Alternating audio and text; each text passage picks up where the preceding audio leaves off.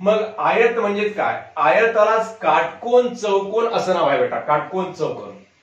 आता मी इथं आयताची आकृती काढलेली आहे. या आकृतीवरून आपल्याला कळते की आयताचे गुणधर्म काय आहेत. आयताच्या सम्मुख बाजू म्हणजे समोरासमोरील बाजू कशा असतात बेटा? एकरूप असतात. या दोन समोरासमोरील बाजू म्हणजे लेंथ ऑफ एडी आणि लेंथ ऑफ बीसी या दोन कशा आहेत? समोरासमोरल्या बाजू एकरूप आहेत. आणि या दोन बाजू सुद्धा कशा आहेत? एकमेकांच्या सम्मुख आहेत. म्हणजे एकमेकांकडे एकमेकांचं यांचं तोंड आहे. मुख म्हणजे तोंड, सम म्हणजे समोर, सम्मुख म्हणजे यांचं तोंड, या बीसीचं तोंड इकडे आहे आणि एडीचं तोंड इकडे आहे. म्हणजे ह्या दोन बाजू कशा आहेत बेटा? एकमेकांच्या सम्मुख आहेत. हे लक्षामध्ये ठेवा. सम्मुख म्हणजे समोरासमोर. जसं आता मी आणि तुम्ही कसे आहात बेटा? सम्मुख आहोत आपण एकमेकांच्या. तसंच ह्या दोन बाजू आयताच्या सम्मुख आहेत आणि या दोन बाजू सुद्धा सम्मुख आहेत. म्हणजेच या दोन सम्मुख बाजू कशा असतात? यांच्या एकरूप असतात, समान लांबीच्या असतात. हा झाला पहिला गुणधर्म. आणि दुसरा गुणधर्म, आयताचा प्रत्येक कोन काटकोन असतो बेटा. काटकोन म्हणजे 90 अंशाचा असतो.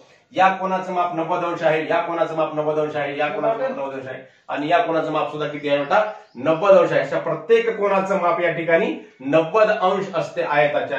हे सुद्धा लक्षामध्ये ठेवा. आणि यांचे कर्ण, आता आयताचा कर्ण एसी हा काय आहे? आयताचा कर्ण आहे. आणि दुसरा कर्ण आहे बीडी, हा सुद्धा आयताचा एक कर्ण आहे. मग हे दोन्ही कर्ण सुद्धा काय आहेत? एकमेकांचे एकरूप आहेत आयताचे. हे लक्षामध्ये ठेवा. आणि हे कर्ण काय असतात? परस्परांना एका ठिकाणी असे दुभागतात. म्हणजेच या कर्णामुळं हे कर्ण काय? हा बीडी कर्ण या एसी कर्णाला या ठिकाणी दुभागतो. म्हणजे या कर्णाचे दोन समान भाग करतो. आणि हा एसी कर्ण या बीडी कर्णाला या ठिकाणी पी या बिंदूमध्ये या कर्णाचे दोन समान भागामध्ये रूपांतर करतो बेटा. म्हणजेच हे कर्ण परस्परांना दुभागतात. हे असे आयताचे गुणधर्म आहेत. तर पुढचा भाग आहे बेटा चौरस. चौरस कशाला म्हणतात? आता हे आयत तुम्हाला समजलं असेल तर आयताचा आणि चौरसामध्ये बरेच समान गुणधर्म आहेत. म्हणजे कसे? आयताचा प्रत्येक कोन काटकोन असतो, चौरसाचा सुद्धा प्रत्येक कोन काटकोन असतो. परंतु आयताचं काय? सम्मुख बाजू तेवढ्या समान लांबीच्या असतात आणि चौरसाच्या चारही बाजू समान लांबीच्या असतात बेटा. इकडे मोठं पाहिजे.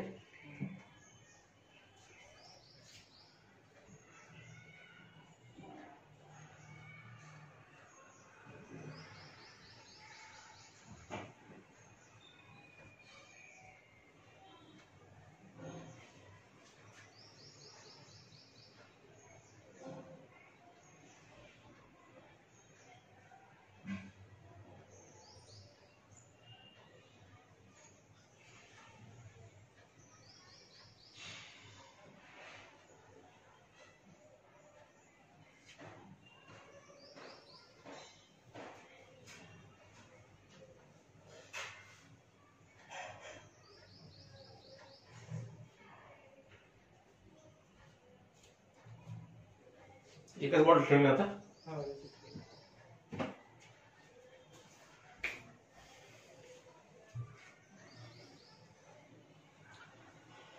तर मुलांनो पुढचा भाग आहे चौरस. चौरसामध्ये काय सांगितलं? इथं चौरसाची आकृती काढली बेटा. पी क्यू आर एस हा चौरस आहे.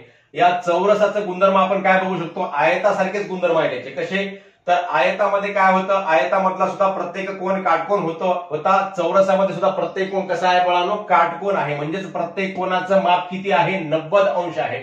आयतामधल्या सम्मुख बाजू तेवढ्या समान लांबीच्या होत्या, परंतु चौरसामध्ये ह्या सम्मुख बाजू तर समान लांबीच्या आहेतच, परंतु या इतर दोन बाजू सुद्धा म्हणजेच एकूण पूर्ण चार बाजू समान लांबीच्या आहेत. या चारही बाजूंची लांबी कशी असते बेटा? समान लांबीची असते आणि प्रत्येक कोन काटकोन असतो. हा चौरसाचा मुख्य गुणधर्म आहे सुरुवातीचा. आणि नंतर पुन्हा अजून आयताचे चौरस सुद्धा कसे असतात? चौरसाचे कर्ण सुद्धा कसे असतात? परस्परांना या ठिकाणी दुभागतात आणि परस्परांना काटकोनामध्ये दुभागतात. या ठिकाणी इथं काटकोन तयार होतो यांचा दुभागण्याच्या ठिकाणी. आणि या कर्णाची लांबी सुद्धा कशी असते? एकरूप असते. कर्ण दोन्ही कसे असतात? चौरसाचे एकरूप असतात, परस्परांना दुभागतात आणि कर्ण परस्परांशी काटकोन करतात आणि कर्ण चौरसाचे सम्मुख कोन सुद्धा दुभागतात. म्हणजेच हा कोन आणि हा कोन या कर्णामुळे काय झाला? या ठिकाणी दुभागल्या गेला. म्हणजे या कोनाचं माप जे आहे 90 अंश, तर या कर्णाचं माप कर्णामुळे या ठिकाणी इकडे 45 अंशाचा कोन तयार झाला आणि इकडे 45 अंशाचा कोन तयार झाला. म्हणजेच या सम्मुख कोनाचं समान मापामध्ये दुभागल्या गेला सम्मुख कोन. अशा प्रकारे हे चौरसाचे गुणधर्म आहेत. आता चौरस आणि समभुज चौकोन जवळपास सारखे, म्हणजे कसं, याचं चौरसाची प्रत्येक बाजू समान लांबीची असते, म्हणजे प्रत्येक बाजू एकरूप असते. तसंच समभुज चौकोनाची सुद्धा प्रत्येक बाजू एकरूप असते, म्हणजेच WX चं माप जेवढं आहे तेवढंच XY चं माप आहे, तेवढंच YZ चं माप आहे, तेवढंच WZ चं माप आहे. फक्त चौरसामध्ये प्रत्येक कोन काटकोन होता, परंतु समभुज चौकोनामध्ये प्रत्येक कोन काटकोन असेल असं नाही. इथं कसं आहे, काटकोन आहे का, नाही बेटा. म्हणजेच हे याचं काय लक्षात ठेवायचं, सर्व भुजा समान लांबीच्या असतात, म्हणजे एकरूप असतात. आणि यांच्या भुजा सुद्धा काय असतात, यांना सुद्धा कर्ण परस्परांना दुभागतात, आणि कर्ण काय करतात, सम्मुख कोन सुद्धा यांचे दुभागतात या चौरसाच्या गुणधर्मासारखाच. आणि सम्मुख कोन एकरूप असतात. सम्मुख म्हणजे तुम्हाला आता सांगितलं सम्मुख कोन. आता कोन W चं मुख कुठं आहे बेटा, W इकडे बघायला या Y कडे, आणि Y कुठं बघायला W कडे बघायला. म्हणजे या दोन्ही कोणांचं मुख एकमेकांकडे आहे. म्हणजे असं मी उभा राहिल्यानंतर असं माझं मुख कुठे येईल, इकडे तिरकस येईल. या कोपऱ्यामध्ये उभं राहिलं तर असं तिरकस येईल. म्हणजे सम्मुख इकडच्या बाजूला माझं मुख असेल, आणि इकडं असेल तर सम्मुख असं असेल. म्हणजेच कोन W आणि कोन Y सम्मुख आहेत, कोन X आणि कोन Z सम्मुख आहेत. मग हे सम्मुख कोन म्हणजेच कोन X चं माप आणि कोन Z चं माप कसं असेल बाळांनो, समान असेल, सारखं असेल.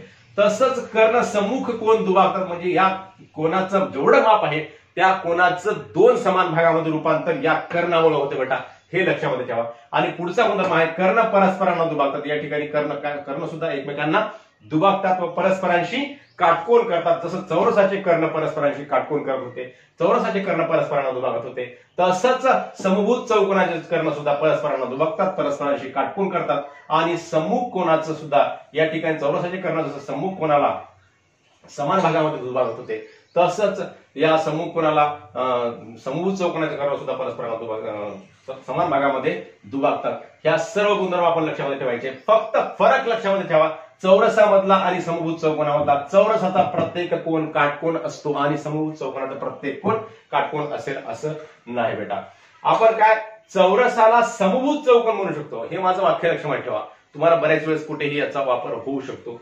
चौरसाला समभुज चौकोन म्हणता येते, परंतु समभुज चौकोनाला चौरस म्हणता येत नाही.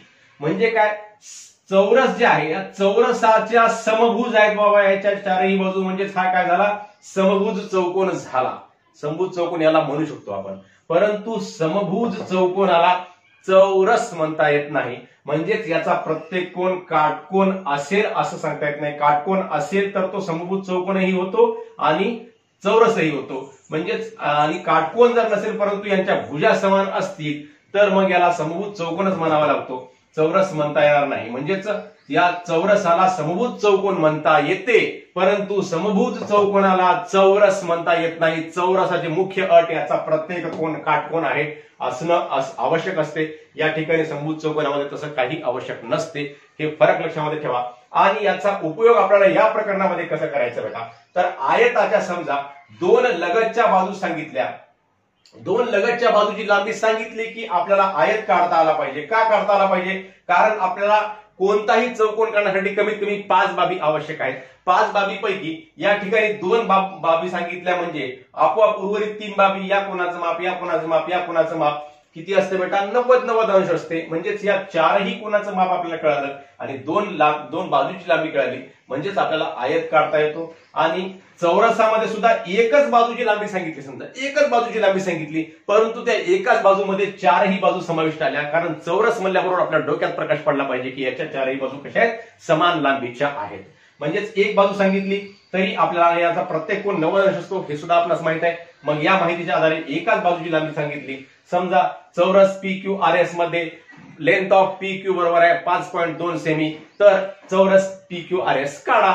एकच बाजू सांगितली, तुम्ही म्हणशात कसं काढायचं, PQ काढायचा आणि नंतर 90 अंशाचा हा कोन, 90 अंशाचा हा कोन, इकडून चार जे अंतर सांगितलं ते अंतर घ्यायचं, इकडे तेवढंच अंतर घ्यायचं आणि इकडे तेवढंच अंतर घ्यायचं आणि प्रत्येक कोन काटकोन काढायचा. सोपा आहे. तशाच प्रकारे समभुज चौकोनामध्ये सुद्धा आपल्याला दोन लगतच्या, एक बाजू सांगितली समजा विशिष्ट मापाची आणि एक बाजू सांगून पुन्हा त्याचा कर्ण सांगितला, तर आपल्याला हे समभुज चौकोन सुद्धा काढता येत असतो.